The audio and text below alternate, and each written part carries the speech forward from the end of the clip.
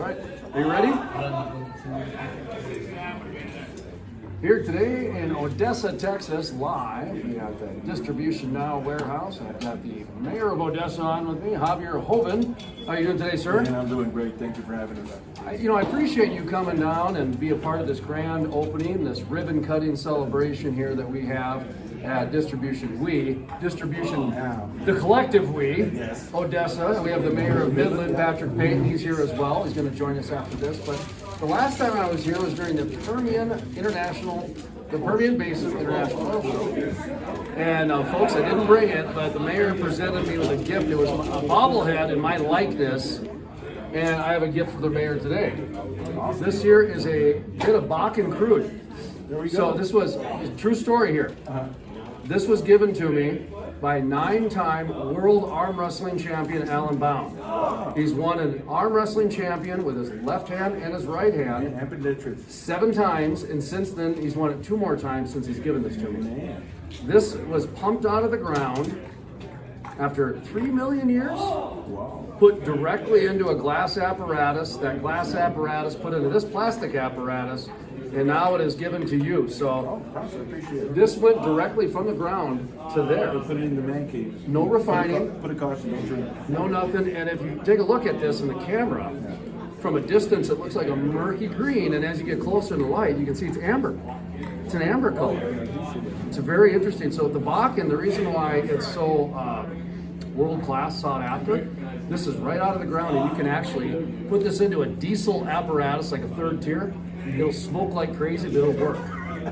It'll work. So it's a wet gas, sweet crude refining. So just kind of the PSA there for a little bit on that. So let's talk a little Odessa here for a second. How you been doing? Man, we're doing great. We're doing really good. Big facility.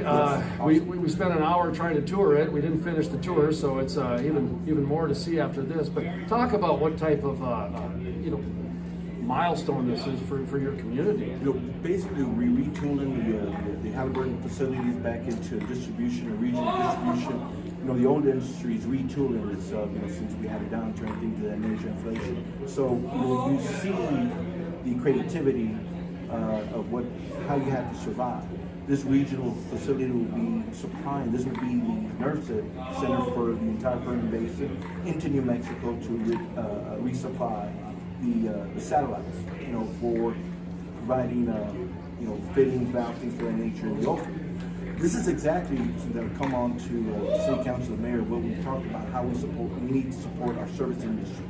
We're not king of taking out minerals out of the ground, but we are king in the supply services. And this is a unique way that we're supporting these mid to small companies to be able to support them with economic development dollars to create and bring service people into this area. This is exactly what we're built for. This is exactly what we've been talking about, and this is our first to be able to do this. I'm going to ask you about water in just a second, but first I want to talk about what a very smart man who's much more intelligent than me, and I do respect his opinion, told me 5-6 years ago. He said, Jason, the numbers say 70% of the drilling over the next 20 to 30 years is going to come out of the Permian. And I took a step back and I thought 70%, because here I am up at the Bakken and we're bragging left and right, and we got national media there, and then I'm thinking, well, the Eagle Ford, what about the Haynesville, and all these other shale plays? And he said, just go ahead and do the research yourself. So I did. The tea leaves seem to have that trend. Well, you're the mayor. You oversee a lot of different moving parts. We're going to talk about water in just a second here, but the economic development, the infrastructure, talk about that, because you guys really seem like you are prepared for this concentration of the oil and gas industry in the Permian. We have it, and we've always been so. The thing is that if we could get this administration, to stop down what we are dealing with. The thing is that we have $4 million barrel a day gas for the reason of what's happening in Ukraine and Russia. The thing is that we're going down to Venezuela, where this administration is now trying to deal with Iran. OPEC won't deal with it for the reason is that it's just insanity. The thing is that we were providing 5 million barrels a day. And the thing is that we can do that again. It's not going to happen overnight. But the thing is that there is a battle with the administration in the oil industry, and here's the episode. today we're announcing how the banking administration is putting so many tax incentives that help the oil industry for the reason it's self-financing. So the thing is that Washington's down here, but we are capable of doing it. We've done it. We've proven that we can do it. And there's plenty of water down on the ground. We've even found ways to find environmentally be able to clean that water. Right now, we're even finding ways to we can't use water for drinking water. The thing is no one's out of test. I know Mayor Patrick Payne was talking heavily about it this morning. But this is the creativity that we have out here in West Texas, what we can do in all aspects of our economy that will basically make the United States independent when it comes to energy. The thing is that we don't have an administration that recognizes it. But here in West Texas, we do, and that's one thing that we continue to strive and to push. And this is why we see distribution now, because this is why they want to do it. I'll never forget the interview I had with the mayor of Dickinson, North Dakota. They're on the interstate right on 94 and right on the edge of the Bakken. They've got rigs there, but they're about an hour and a half from the heart, maybe 45 minutes, something like that. And very popular. If you're on a major artery and you've got an airport, you're going to get the population. Not necessarily the heart is, but a lot of the, I call it the the suburbs, if you will. In our neck of the woods, the Minnetonka. That's a Minneapolis joke there. So anyway, Dickinson, the mayor, he goes, Jason, we'd love the growth, but we can't put one more shovel in the ground until we get a pipe from the water treatment plant out to this area. And I was like, so this is a PSA interview. Okay then. How is your infrastructure? You've got roads, you've got power lines, you've got Tesla stations trying to get in, you've got poop pipes trying to get in, you've got all kinds of water pipes. Recycled water, that's a big part of it. The innovations that are coming in, that's a big part of it. So I mentioned the Tesla stations, that is part of it actually, because part of these infrastructures are coming whether we like it or not. So talk to me about whether it's water or the roads or the infrastructure. Are you guys prepared? Yes, we are, and we're investing in it. So right now we've already put in financing for two major water and sewer running north and south on the east side of Odessa. So it's already complete. One of them we were able to bring $15 million under budget, and so there's money there that we've put in place where we're increasing the tax, the burden on the taxpayers. This area here, over a decade, we wind up bringing in water. We need to go back east to be able to do that. This is a really great investment because it really shows that there's interest in West Odessa. We are now in the discussion phase and finalizing over $100 million capital investment into the city of Odessa, where we're going to run fiber throughout the entire city limits. And so the thing is, it's not going to cost us. They're actually paying us $1 per connection on a monthly basis. The potential there are in the thousands monthly, in the millions over the material. This is something that we're going to be bringing here in the next few weeks. The one challenge that we're looking at is broadband.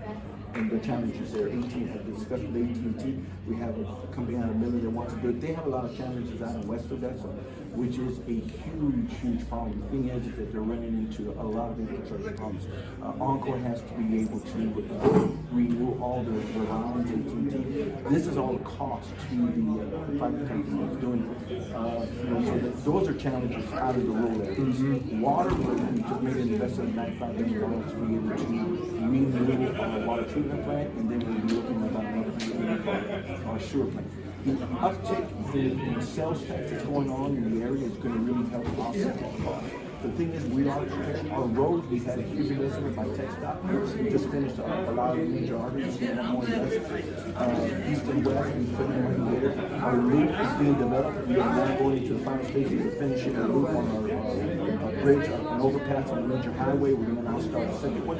So the thing is a lot of these exciting happening, the money there, the infrastructure there. We are growing. We are looking at two major, over 2,000 houses that are being built. Wow. So we are really growing up. So now what we have to deal with is everything that comes with it.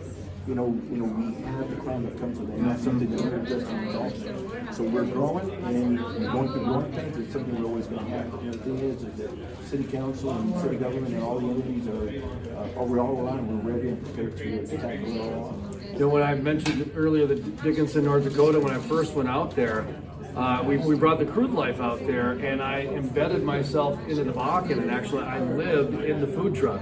So we opened a food truck, and we did a radio show from the food truck, and we had one radio station, one newspaper, all these different things. There was no Wi-Fi. It was 2012. There was no Wi-Fi, so that's why I always ask about these infrastructure things, because that was it. That was like 50% of my business plan was the social media aspect.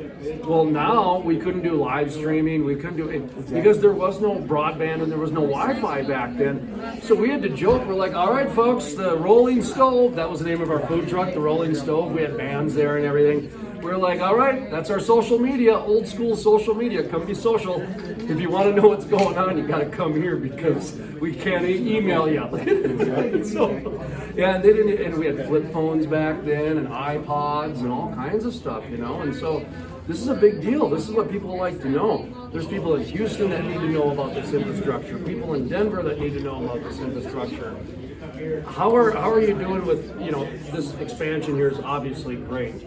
Are there anybody else doing this? Is distribution now the only company? Are you seeing, you know, outside of this industry, you mentioned broadband. Obviously, that's because there's some big data tech stuff coming in or something along those lines. Take a moment to talk outside of the industry with the economic development, if you would. Well, what happened is we've been contacted by several companies out there. We have about two different parties consisting of a dozen businesses. No, you said Mexico? Mexico. Okay. So basically, out of Nuevo León, Monterrey, Okinawa, so we do have business people that are wanting to come in and build multi-family apartments downtown. And so that really? Yes, that will be happening. This is something under our master plan that we push. So in the next couple of weeks, we'll be having that meeting. I also have another group that is wanting to bring in what they're looking at is they want a regional soccer league. And so they're looking at Ratliff as their home stadium for professional soccer. And so it was crazy. A call out of the blue. They're really, actually they wanted to meet today. I said, we're not prepared. You've got to give us a couple of weeks. And so it's outside of the oil industry, outside of what we're seeing, you know, commercial things of that nature. We're seeing it. And the reason why it makes sense, because people say, why would they come? Well, look at our demographics. You know, you look at 85% of the workforce in the oil field are land. 5% of that 80% is Mexican. Our population within the city of Odessa, and the county is 60% is Hispanic. Over 70% of the student population is Hispanic. And so the thing is that people in Mexico, their economics, they recognize this regional area of Midland, Odessa, and this is where they want to be. And so they want to bring their investors. They're trying to get away from the political climate that's happening in Mexico, and they want to invest in the United States, and they're seeing those demographics, and this makes sense to them. We have to be able to change our culture to be able to start working, regardless of where you're coming from. And if they want to invest those dollars, you know, this is where they want to be. They have a lot to offer. We have to be open-minded to be accepting of that and hear their proposals. So we'll be doing it in the next couple of weeks. It's very exciting things that are happening in the investment there. And the thing is, we're not even talking about that. We're talking about a facility that could be established out here in Pennwell that will be able to handle recyclables, you know, which is something that we struggle. We pay a lot of money to dispose those recyclables. And I can reduce those tipping fees. That's definitely something we're doing. That's another aspect that I was contacted last week about. So we're trying to line up. Just not enough hours and days in the week and the months to be able to put all these meetings. You know, we're losing a fortune. We're trying to have all these meetings and get paid for them. So trying to accommodate everybody's wish list and dreams. It's very exciting that, you know, we're seeing interest in our area and the investment and the capital that wants to be invested in our area. Real beneficial for all of our Permian Basin and that stuff. That was exciting to hear, you know, building projects coming from Mexico into Texas like that. And it caught me off guard, and immediately my, you know, North Dakota, Minnesota mind went to, oh, it's just like Canada. No, it's not just like Canada. It's not even close to that. But that's how, you know, that's how the average person thinks. Oh, it's just like this back in my neck of the woods. And it's the same thing with oil and gas. Like this land is so much different than land. You go to Alabama and it's all clay and muddy, and it's just, That's why the price differs and everything else. So, hey, I appreciate your time today. Thank you for coming down. We're gonna do a ribbon cutting here pretty soon. Appreciate it. Anything in finale you want to Hey, mention? glad to see you again. Glad you guys are here, promoting us and all the great, wonderful things are happening in West Texas.